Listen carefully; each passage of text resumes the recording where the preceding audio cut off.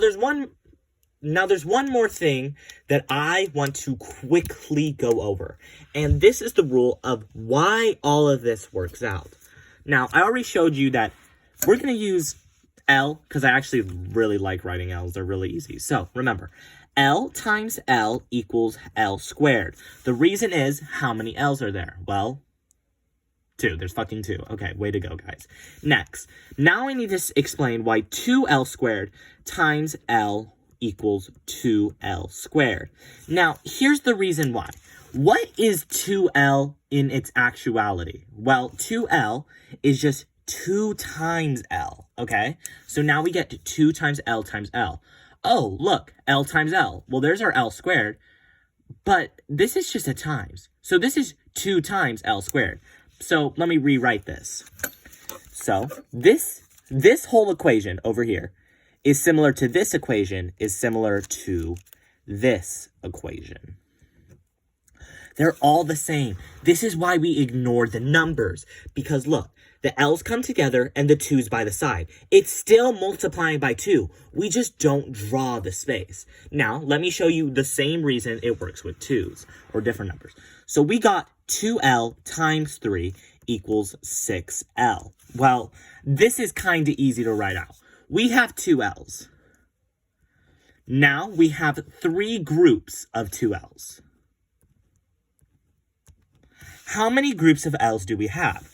1, 2, 3, 4, 5, 6. Oh my god, 6! We have 6 L's. This works for every other number, but it takes forever to write out. And that's the reason why it works. Now, one more thing. Since volume is hellish to find out. What you want to do when you're doing volume. Remember, you're going to do... We're scribbling this. We don't need this for volume. Ready? So for volume, it's going to be H times L times width, right? But you're going to probably get something like T times 3T times, we'll do 2T minus 2, okay? You may think, oh my god, this is going to cause me a panic attack. But if you take this step by step, it's really easy. What's T times 3T? Let's ignore just this part. Well, you already know. This is 3T squared, okay?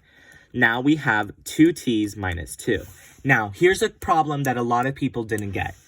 T times T just adds another T. The reason is we now have T times T, okay? Which will now equal...